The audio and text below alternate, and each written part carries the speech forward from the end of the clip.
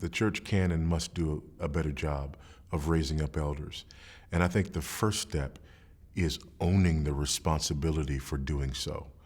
When you look at the qualification for elders in 1 Timothy 3 and in Titus 1 and 1 Peter chapter 5, it's clear that these qualifications are to be examined by the church, looking into a man's life as a husband and father, looking into a man's character, and looking into a man's ability to teach, to hold firmly to the faithful word, and to exhort in sound doctrine and refute those who contradict it. These are things that the church is supposed to evaluate.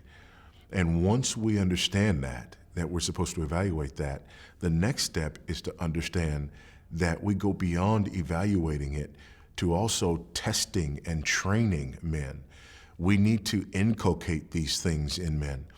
We have to look for them. We have to look for individuals with the kind of character qualities and the kind of spiritual maturity, and then inculcate into these men the kind of theological training necessary for them to step into these roles.